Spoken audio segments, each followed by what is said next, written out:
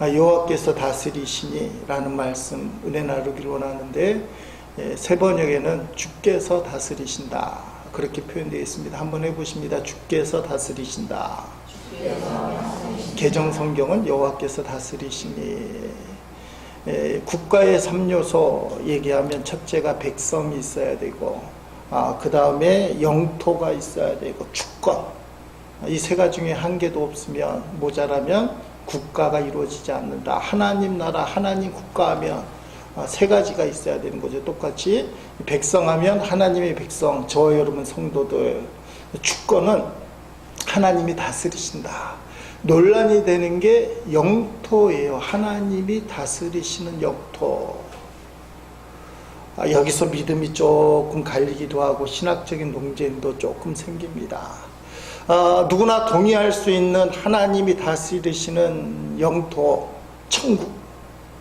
천국은 하나님이 다스리는 게 맞아요. 저 세상. 육신이 죽으면, 아니면 이 세상이 심판하고 하나님이 직접 다스리시는, 하나님을 직접 보는 그 천국은 하나님의 영토가 맞는데, 논란이 되는 것은 지금 이 세상, 내가 발을 딛고 사는 이 세상이 하나님이 다스리시는 영토인가. 조금 더 깊이 들어가면 내 마음속은 주님이 다스리시는 영토인가, 아니면 주님이 다스리지 않는가. 그런 부분들 이야기가 논란이 될 수 있습니다. 이 세상에 하나님이 다스리시는 영역이라면 어저께 통과한 태풍 25호 콩레이는 어떤 의미가 있을까? 하나님이 다스리시니까 하나님이 계획과 섭리가 있을 텐데, 은혜 가운데 지나갔습니다. 큰일 없이. 그러나 뉴스에는 사망자가 2명, 실종자 1명 이렇게 보도는 되지만, 평상시에도 우리나라 다 뒤집이면 사망자 2명, 실종 1명은 있을 것 같아요. 그러니까 태풍 때문에 특별히 생겼다 이렇게 말하기는 사실은 힘든 거예요. 보도는 그렇게 하지만 태풍이 안 불어도 실족하는 사람, 물에 빠지는 사람도 있으니까 사실은 큰 피해가 없이 지나갔는데, 태풍에는 무슨 의미가 있을까? 자, 오늘 본문 말씀해 보니까 이 세계는 우리가 살고 있는 현실, 여러분이 부딪히고 사는 이 지금 현실도 하나님이 다스리신다. 1절 말씀에 그렇게 얘기하고 있습니다. 주님이 다스리신다. 위엄을 갖추시고 능력의 허리띠를 띠시며 다스리신다. 그러므로 세계도 굳건히 서서 흔들리지 아니한다. 아멘. 세계가 흔들리지 아니하는 것은 하나님이 다스리시는데, 하나님이 위엄을 갖추시고, 이 위엄이란 단어는 우리가 읽은 성경에는 권위라고 되어 있지만 사람에게 사용하면 교만스러운 단어예요. 하나님만이 갖고 있는 절대 지존의 어떤 거룩함, 그리고 하나님이요 능력의 허리띠, 강력한 힘으로 이 세계를 탁 붙들어 주셔서 세계가 흔들리지 아니한다. 그러니까 이 세계는 하나님이 통치하신다. 이렇게 설교하면 다 고개를 끄덕이고 아멘 하는데, 내 삶도 하나님이 다스리시는가? 어느 신학대학에서 교수님이 신학생들에게 질문을 했어요. 오늘 아침에도 동쪽에서 해가 떠올랐는데, 여러분 동쪽에 떠오른 해, 태양과 하나님과 연관해서 질문하겠습니다. 동쪽에 떠오르는 그 태양이 말입니다, 하나님께서 지금도 살아계시고 역사하셔서 동쪽에 띄우게 하신 태양인지, 아니면 자연 법칙에 따라 오늘도 동쪽에서 스스로 떠오르는 태양인지, 여러분의 생각은 어떻습니까? 태풍이 지나고 날씨가 너무 좋아요. 이렇게 좋은 날씨, 오늘도 동쪽에서 태양이 떠올랐는데, 이 태양이 떠오른 게 어떤 의미가 있느냐? 질문을 거꾸로 뒤집어서 자연 법칙에 따라, 자전이잖아요. 자전에 따라서 오늘도 동쪽에서 태양이 떠올랐습니다. 이렇게 생각하는 사람들이 있습니다. 여러분, 오늘 하루가 시작되지만 사실은 이 하루는 그냥 자연스럽게 하나님이 만들어주신 자연 법칙에 따라서 지구가 돌면서 동쪽에서 해가 떠오른 거예요. 하나님이 우주 만물을 만드신 건 인정하지만 오늘 동쪽에 태양이 떠오른 것에 대해서는 하나님이 관여할 건 아닌 것 같아요. 그래서 오늘 하루를 맞지만 또 하나의 하루예요. 또 하루의 일상이에요. 이렇게 이야기하는 사람들이 있어요. 이걸 조금 어렵게 얘기하면 이신론, 자연신론이라고 얘기해요. 눈이 감기는 사람이 있어. 론자 붙으면 이신론, 자연신론. 하나님이 우주 만물을 창조하시고 이 우주 만물이 잘 돌아갈 수 있도록 규칙, 법칙을 만들어 놓으셨고는 그 다음에 이 우주가 자동으로 돌아가게끔 만들어 놓으셨다. 이런 예를 들면 보통 시계, 자동 시계를 얘기해요. 시계 만드는 사람이 시계를 딱 만들어 놓은 다음에 자동으로 돌아가게 만들어요. 그러면 시계가 알아서 돌아간다. 시계 만든 사람이 뭐 다시 할 필요가 없어요. 태엽을 감거나 배터리를 넣어주거나 하는 일만 하면 알아서. 이렇게 생각하는 사람들이 성도들 중에도 사실은 있어요. 그러니까 오늘 하루를 살아도 자동시계인 내가 내 힘으로 사는 거예요. 동쪽에 태양이 떠올랐지만 태양을 만든 건 하나님은 인정하지만 내 삶은 내 거야. 이런 사람들은 속으로는 하나님이 전 세계를 통치하시고 머리로는 아멘해요. 나도 통치하시고 아멘해요. 근데 실제로는 내 삶을 하나님이 통치하신다? 이건 좀 생각을 좀 해봐야 돼. 두 번째는 이건 이론이 아니라 믿음이잖아요. 오늘도 동쪽에 아름다운 태양이 떠오른 것은 하나님이 지금도 살아 역사하셔서, 따라합시다. 나를 위해 태양을 떠오르게 하신 거야. 이게 믿음의 고백이에요. 이성적으로는 자전이고 뭐 과학의 법칙이고 뭐 이렇게 얘기하지만 의미가 있어요. 하나님이 지금도 살아계셔서 나를 위해서, 우리를 위해서 태양을 떠오르게 하셨어. 이런 말을 하면 광신자 취급을 받을 위험도 있긴 하지만 우리의 고백이에요. 여러분, 오늘 나누고자 하는 말씀이 그거예요. 하나님이 아직도 구체적으로 세상을 통치하시고 보존하시고 섭리하신다. 이게 아직도라는 단어를 쓰긴 하는데 하나님의 계속된 역사, 이 세상을 통치하시고 보존하시고 섭리하신다. 여러분, 이것에 대한 신앙 고백이 점점 약해지는 게 믿음이 무너지는 거예요. 칼빈은 이런 말을 했습니다. 잘 들어보세요. 태양이 그저 맹목적인 자연의 본능에 의해서 날마다 뜨고 지는 것이 아니라 하나님께서 친히 그 경로를 지배하셔서 우리를 향한 아버지다우신 하나님의 사랑에 대한 기억을 새롭게 하는 것이다. 이게 우리가 갖고 있는 신앙의 본질이에요. 동쪽에 태양이 떠오르는 것은 하나님이 태양이 가게끔 경로를 딱 정해놓으시고 그 태양을 통해서 하나님의 그 아버지의 놀라우신 사랑을 우리에게 느끼게 하시도록 동쪽에 태양이 떠오르게 하신 것이다. 이런 신앙 고백이 되면 여러분들 마음이 좀 풍성해져요. 넉넉해져요. 여유가 좀 있어요. 주님을 바라보기 시작하니까. 이런 사람은 혹시 불신자들에게 이런 말을 할 수도 있습니다. 여보게 친구, 오늘 하루도 동쪽에서 태양이 떠오르지 않았나? 오늘 우리가 하루를 살고 있지 않았나? 왜 그런지 아나? 하나님이 우리를 사랑하시기 때문이야. 나는 우리를 사랑하신 그 하나님이 너무 좋아.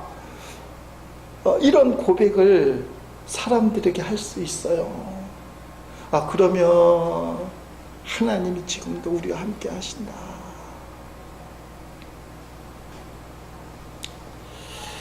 여러분, 이 세상을 다스리시는 분이 누구냐? 오늘 본문에 하나님이라고, 주님이라고 얘기하고 있어요. 이걸 정말 받아들일 수 있느냐?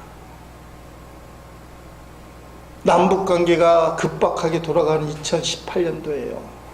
세계 역사를 주관하는 곳이 어디냐? 미국이냐? 중국이냐?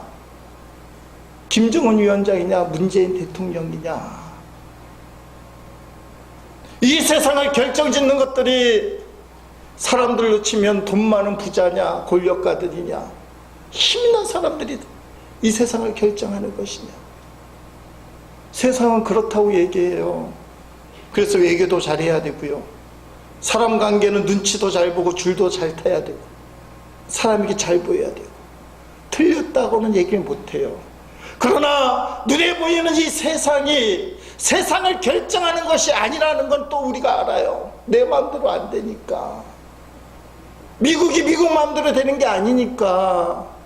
힘센 사람이라고 해서 자기 마음대로 사는 건 아니니까 우리는 알아요. 일정 부분 눈에 보이는 힘이 작용하지만 궁극적으로 이 세상을 결정하는 것은 세상이 아니라, 그 세상 사람들도 알아요.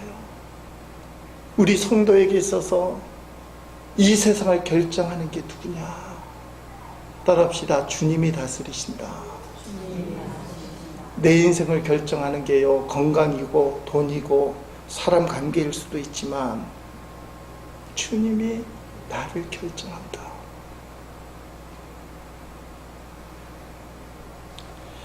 본문 3절과 4절을 읽으면서 가슴이 너무 아팠습니다. 물에 대한 이야기, 물로 인해서 고난당하는 사람들 이야기. 9월 28일 날 인도네시아 슬라웨시 섬에서 일어난 지진과 그 쓰나미 사건을 우리가 가슴 아프게 기억하고 있어요. 한국인 청년 한 명도 실종이 돼서 어머니가 급하게 거기까지 갔는데 안타깝게 시신을 발견하게 되고, 오늘 그 엄마가 아들을 유고를 안고 한국으로 돌아온다는 보도가 있어요. 오늘 온대요. 가슴이 아픈 거예요. 2011년도에는 일본의 쓰나미 엄청나잖아요. 큰 차도 그냥 막 쓸어가고, 그 쓰나미로 인한 그 엄청난 그 재앙들, 물이 얼마나 무서운가. 물과 쓰나미보다 하나님의 능력이 더 크다. 3절 4절 말씀 쉬운 성경을 보니까 여호와여 바다가 뛰놉니다. 바다가 출렁이며 소리를 높이고 철썩거리며 큰 물결을 일으킵니다. 높은 곳에 계신 여호와의 능력은 더욱 강하십니다. 큰 물결이 치는 소리보다 세시고 파도가 깨어지는 소리보다 더 강하십니다. 아멘.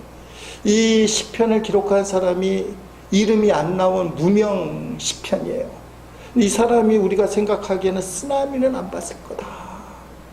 큰 폭풍과 큰 태풍을 보면서 얘기했을 거다라고 생각을 할 수 있어요.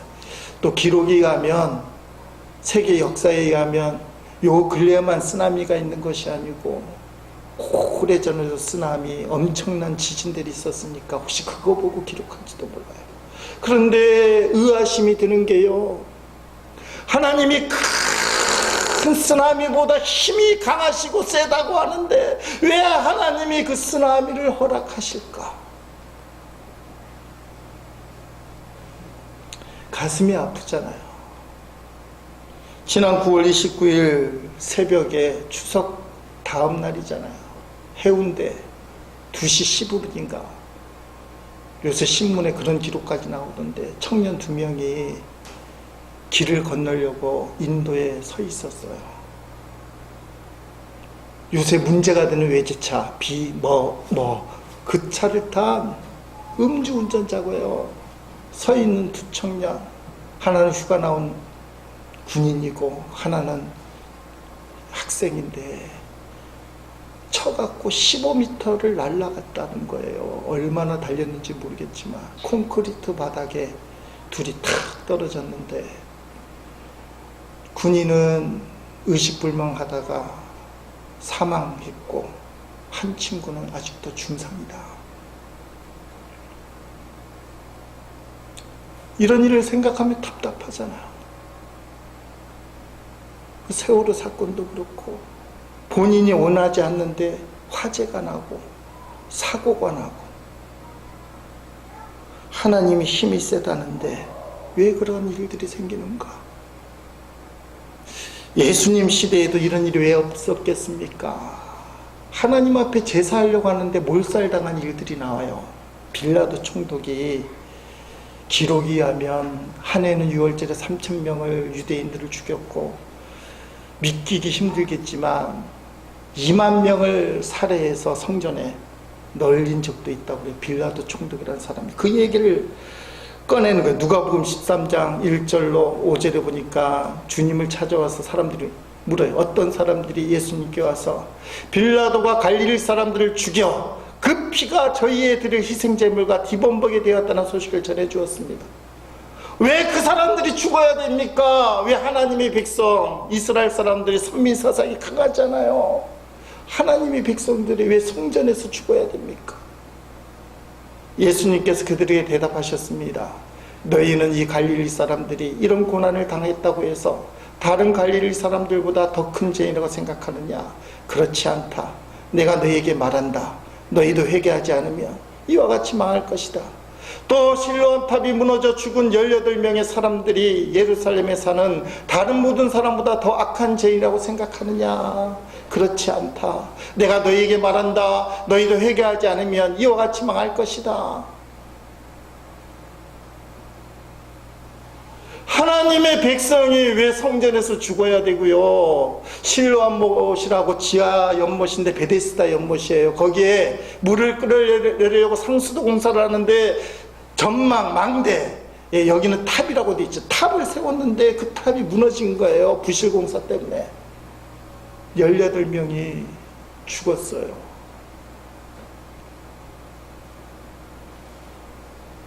근데 예수님이요, 그 이유를 설명하지 않으셔요. 왜 죽었는지.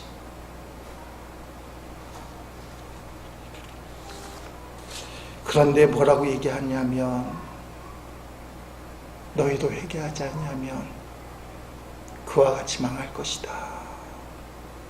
세상이요 깽판이에요. 사람들이 그런 얘기를 합니다. 너무 힘들다, 악하다. 이건 정석대로 정식대로 하면 돈을 못 벌고 망할 수밖에 없고 인생은 불행할 수밖에 없다. 편법을 써야 되고 불법을 자행해야 되고 성공하려면 어쩔 수가 없다. 세상은 너무나 더럽다, 너무나 악하다. 세상을 꼬집어요. 근데 그 꼬집는 가운데는 답이 없어요. 예수님이 세상에 있는 널려있는 악을 바라보기보다는 일단은 너 자신의 악을 바라봐야 된다. 그리고 그 악의 문제는 어떻게 해결해야 되느냐? 회개해야 된다. 회개라는 말은 어떤 뜻이냐? 하나님을 바라보라. 세상이 악한데요, 세상만 집중해서 왜 세상이 이 모양입니까? 왜 이렇게 더럽고 악합니까? 이렇게 깽판입니까? 거기에 의문을 품고 분노를 하고 불평을 하고 불만을 품지만 거기에 집착하지 마라. 그것보다 너 자신을 돌아보고 하나님을 바라보라. 세상이 왜 악한가? 이거는 신학의 한 부분인데 신정론이라고 그래요. 하나님이 정의로우신데 왜 악이 존재하는가? 왜 고통이 존재하는가? 그러니까 학문이 있다는 얘기는 계속 논란이 되고 연구가 된다는 거예요.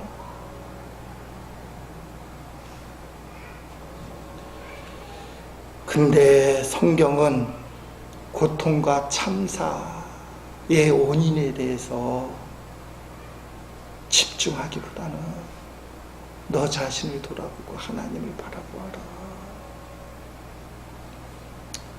사회 제도 교육을 하지 말자 그런 말은 아니에요. 예수님은 사회 제도 교육을 하신 분이에요.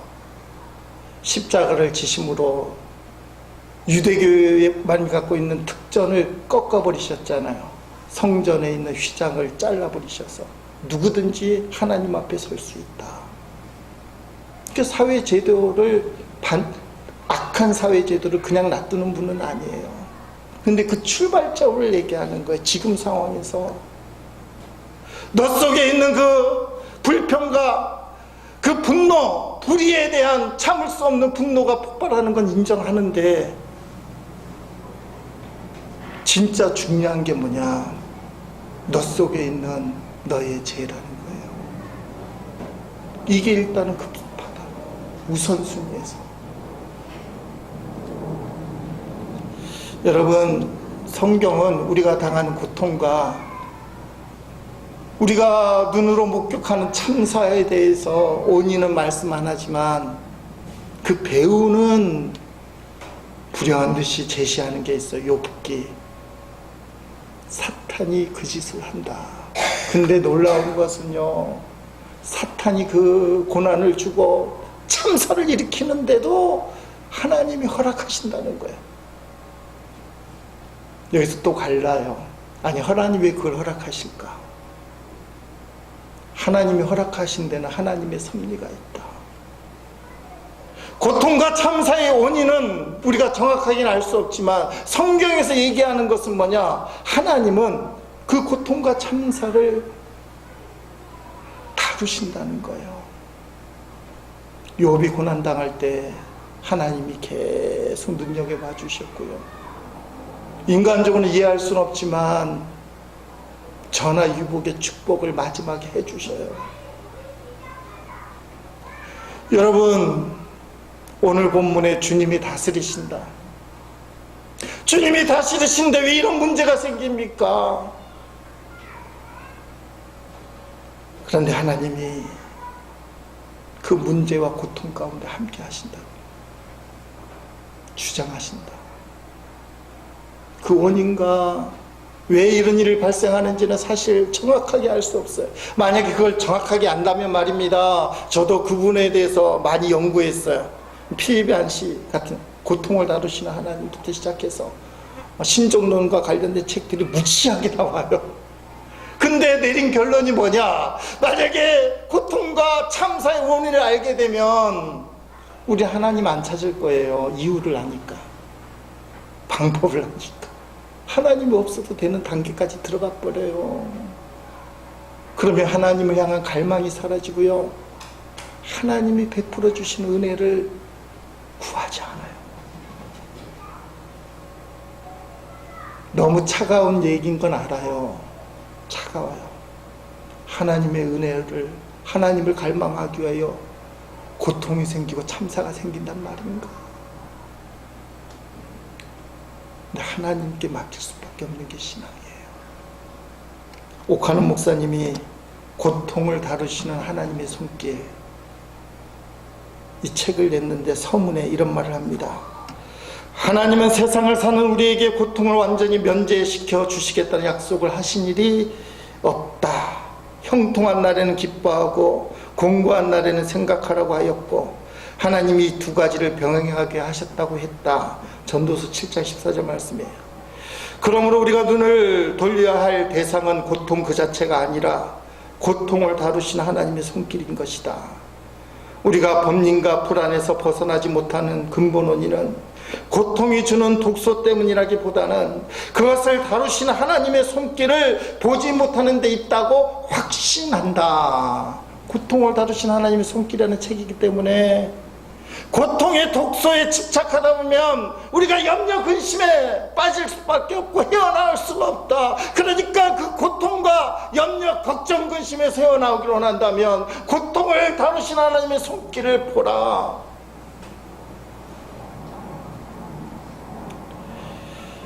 여러분, 이게 우리의 신앙의 자세. 고통당하고 말할 수 없는 참사를 당할 때에 하나님이 그 고통과 참사를 어떻게 만져주시는가,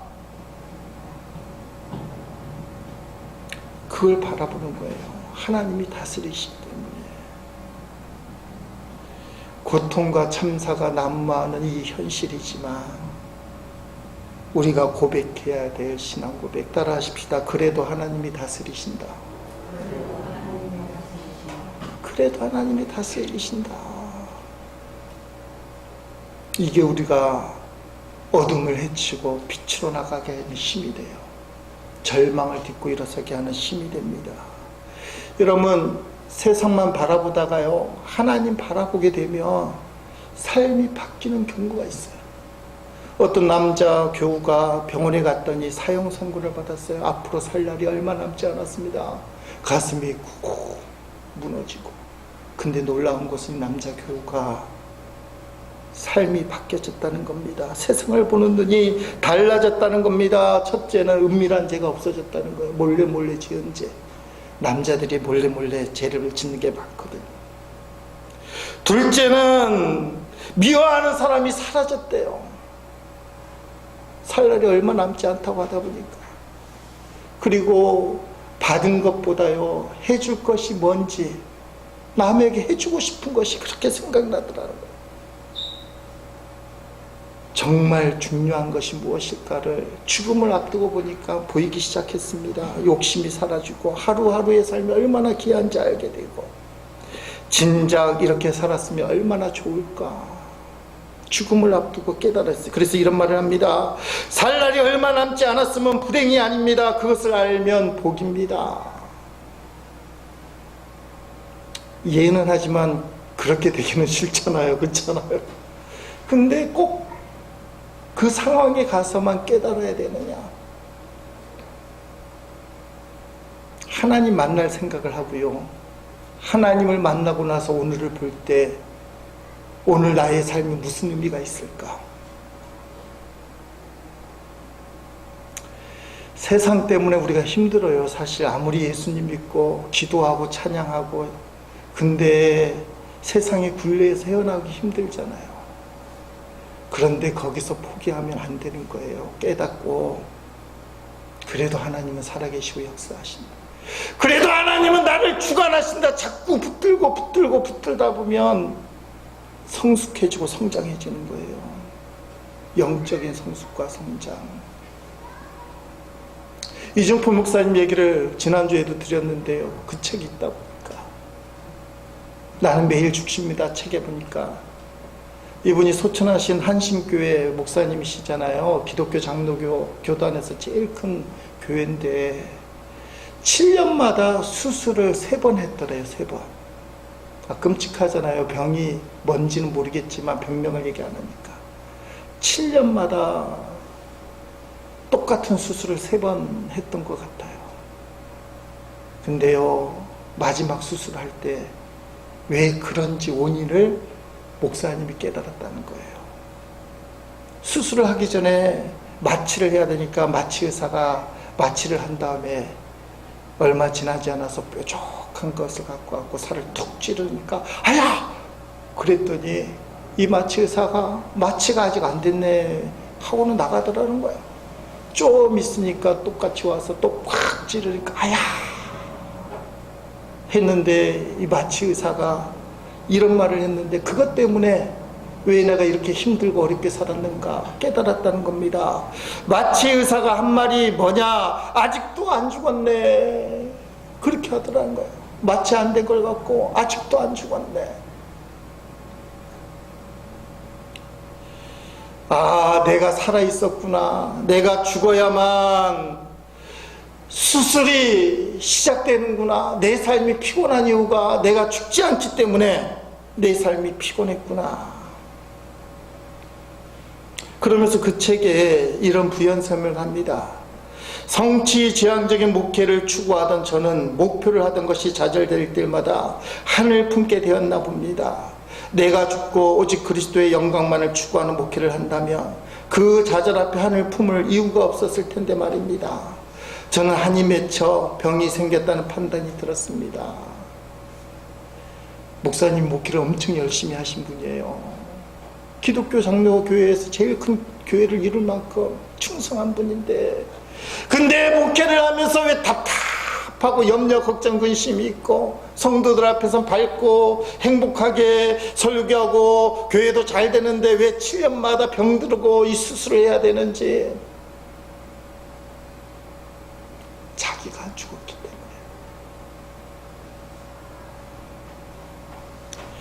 주님만 바라보면 걱정 근심이 없어져요. 저는 우리 교회 예배당에 탁 앉았을 때 여러분들이 이 예배당에 턱하니 계신 주님을 만날 수 있기를 축원합니다. 따라합시다. 떡하니 계신 주님. 그분이 우리 예배를 받으시고 교회를 다스리시고 여러분을 다스리시는 거예요. 떡하니 계신 주님이 안 보일 때는요, 목사이긴 하지만 어떤 생각을 하느냐, 준비가 잘 됐나? 오늘 설교 준비가 좀 모자란데, 저분은 왜 저렇게 하지? 왜 사람들은 늦게 오지? 떡하니 계신 주님은 그분 앞에 예배 드리러 왔는데 안 보여요. 걱정, 근심, 염려, 준비, 그리고 잘 준비가 돼 있으면 뿌듯해. 오늘 찬양단 연습하는 거 보니까 은혜롭겠네. 뿌듯한데 하나님이 주신 걸까요? 자기가 만든 걸까요? 자기가 만든 거예요. 하늘로부터 떨어지는 은혜가 아니고요. 우리가 은혜를 찾을 때 자기 노력, 자기 열심, 그것도 중요한데 거기에만 집착해요. 그래서 은혜가 있겠구나, 잘 되겠구나. 모자라면 답답해요. 왜 이러지? 왜 저렇게밖에 안 되지? 왜 그 문제가 생기지? 턱하니 계신 주님을 못 만나고요, 이상한 것만 막 긁다가요, 거기서 남는 게 뭐냐? 허전함. 그 삶에 있어서는 염려와 걱정과 근심이에요. 문제가 떠나가지 않아요. 참 어려운 이야기인데요, 교회 나온 분들에게 할 말은 사실 아니에요. 여기 앉아있는 분들 중에요, 턱하니 계신 주님을 못 만나는 사람이 있을 수 있다는 현실이에요. 그분이 때로는 목사일 수도 있고, 그분이 때로는 20년을 믿은 권사님일 수도 있어요. 턱하니 계신 주님을, 진짜 살아계신 주님을 한 번도 못 만난 사람들, 그게 너무 슬픈 거예요. 오늘 1절 말씀을 계속하지만, 주께서 세상을 다스리십니다. 그 세상 속에 내가 있는데요, 머리로는 이해를 하지만 한 번도 주님이 나를 다스린 적이 없습니다. 예수님을 나의 구주로 고백했지만 진짜 내 구주가 된 적이 없어요. 믿음이 없어 보이는데요, 근데 그분이 예수님께 끌려가는 것을 느끼는 사람이 있어요. 근데 강단에서 표현하기 좀 그렇지만 제 말투니까 대다 믿음이 좋아 보이는 것 같아요. 나서기도 하고요, 자랑도 많이 하고 간증거리도 있는 것 같은데요, 진짜 주님께 이끌리는 것을 못 봐요.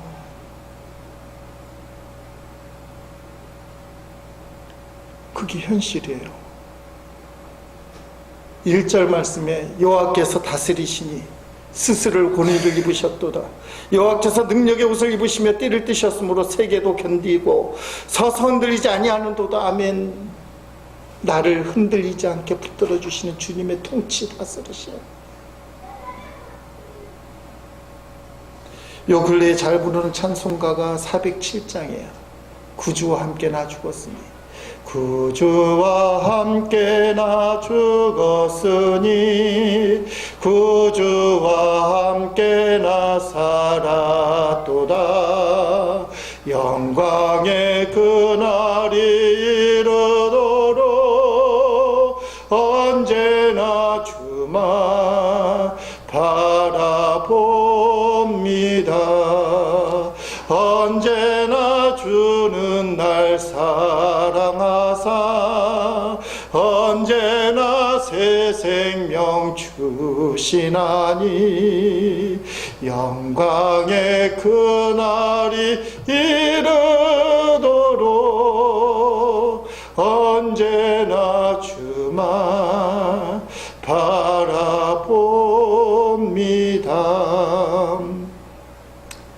이게 기도 제목이니까 사실 찬양하는 거 아니겠습니까? 프랭크 루박이라는 사람이 있어요. 프랭크 루박의 편지를 쓰신 위대한 선교사님인데요, 이분도 이 찬양을 그렇게나 좋아하셨대요. 좋아한 게 이렇게 살아서가 아니라는 거예요. 일기장에 이렇게 썼습니다. 나는 이 찬송교를 즐거 불렸지만 찬송가 가사대로 구주와 함께 죽고 구주와 함께 살지도 않았고 언제나 주만 바라보며 살아본 적이 없다는 것을 깨달았다. 바로 이것이 지금 내가 마음을 다하여 찾기를 원하는 것이다. 구주와 함께 죽고 구주와 함께 살고 주님의 영광만을 바라보고 싶은데요. 현실이 안 돼서 프랭크 루박 선교사님이 그렇게 살겠다는 거예요. 오늘 설교를 들었지만 여전히 고통과 참사는 왜 일어나는지 모르겠어요. 하나님 살아계시면 어떻게 이런 일들이 생겨요? 이 문제는 해결이 안 될 거 아니에요. 아무리 설교를 해도 성령께서 도와주셔야만 그걸 극복할 수 있지. 여전히 그거 붙들고 너무 힘들어요, 죽겠어요, 왜 이런 일들이 생겨야만 할 수도 있어. 주께서 다스리십니다. 주님이 통치하셔요. 여전히 고통이 있고 참사가 난무하는 세상이지만 주님이 다스리세요. 내 자신을 돌아봐 회개하고 주님만 바라봅니다. 합력하여 선을 이루실 하나님께서 책임져 주실 줄 믿습니다. 주님의 주님 되심. 성찬을 하려고 합니다. 예수님 우리 죄를 위하여 십자가에 죽으시고 살찌기시고 피 흘려 주신 것을 기념하는 그 시간이에요. 여러분, 하나님이 이 세상을 다스리시는데요, 사랑으로 다스려요. 사랑의 그 표현이 용서, 십자가의 용서. 성찬을 그걸 기억하는 겁니다. 지난 주간에 놀라운 동영상을 하나 보게 됐는데요, 지금까지 밝혀진 연쇄 살인마, 표현이 그렇지만 제일 극랄한, 최고로 나쁜 연쇄 살인마 게리 리즈웨이라는 미국 사람인데, 이 공식적으로는 49명 밝혀진 게 49명을 죽였는데요, 사람들 아마 90명에서 100명도 넘을 것이다. 2003년도에 걸려갖고 재판이 해지는데, 미국은 희한한 나라예요. 이 게리 리즈웨이가 죄를 하도 많이 졌기 때문에 다 밝혀낼 수 없으니까 협상을 했대요. 너의 죄를 몽땅 솔직하게 털어놓으면 사형은 안 시켜줄게. 종신형. 그래갖고 협상을 하고 털어놓은 게 49개. 누군지도 모르고 어디 묻었는지도 모르지만. 그리고 재판이 벌어지는 겁니다. 판사가요, 피해자 가족들에게 마지막 한마디를 하게 시켜요. 할 말 있으면 해보라. 저주할 수밖에 없잖아요. 진짜 짐승이다. 오랫동안 고통받으면서 잔인하게 대져라. 지옥에나 떨어져라. 솔직히 저 같아도 그 말 나올 거예요. 그런데 피해자 가족 중에 아버지 되는 로버트 룰이라는 사람이 이런 말을 하는 겁니다. 리즈웨이를 미워하지 않는다. 믿음으로 사는 것이 얼마나 어려운지를 이번 사건을 통해서 알았다. 그것은 하나님께서 말씀하신 것처럼 용서하라이다. 그 리즈웨이를 향해서 당신을 용서합니다. 어떤 조롱과 저주에도 눈썹 하나 변하지 않고 눈 하나 깜짝이지 않던 리즈웨이가요, 나는 당신을 용서합니다, 이 말에 변화된 모습을 보여요. 여러분, 하나님이 통치하시는데 우리를 사랑하셔요.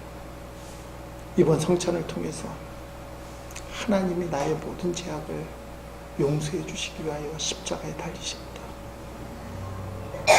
나는 나를 통치하시는 주님을 고백합니다. 나를 사랑으로 용서로 품어주시나 그 주님께 나는 내 인생을 맡기겠습니다. 이런 고백으로 성찬에 참여하길 원합니다. 동영상 보고 찬양하고 성찬을 하겠습니다.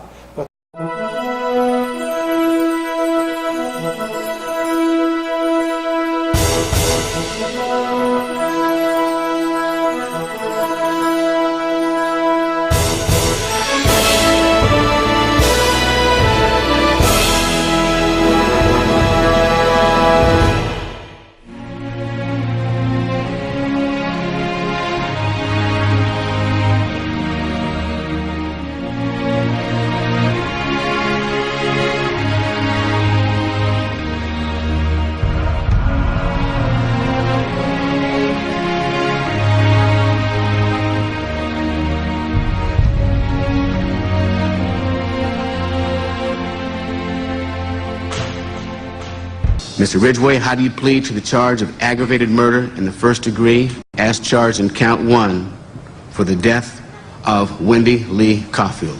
Guilty. How do you plead to the charge of aggravated murder in the first degree as charged in count 2? Guilty. Guilty. Guilty. It's like he didn't have any remorse at all for what he had done. You know, he'd killed so many people, he didn't remember who they were, what they looked like. I just couldn't believe that somebody could kill all those people and not remember them. Neither could the angry relatives of his victims, who were invited to speak in court when Ridgway was sentenced to life without parole on December 18, 2003. You had said your memory, when it comes to all of the women you took, was gone. Our memory is not. In your words, you said that they didn't mean anything to you, but she meant everything to us. She was a mother, she was a wife, she was a sister, and we miss her. Gary Ridgway sat there stone-faced as victims' relatives damned him and mocked him. He's an animal. I wish for him to have a long, suffering, cruel death. He's gonna go to hell, and that's where he belongs. But then the emotionless facade finally cracked when the father of one of his victims appeared to surprise him with a dose of human kindness. Mr. Ridgway, there are people here that hate you. I'm not one of them. You've made it difficult to live up to what I believe, and that is what God says to do, and that's to forgive. You are forgiven, sir. You are forgiven. You are forgiven.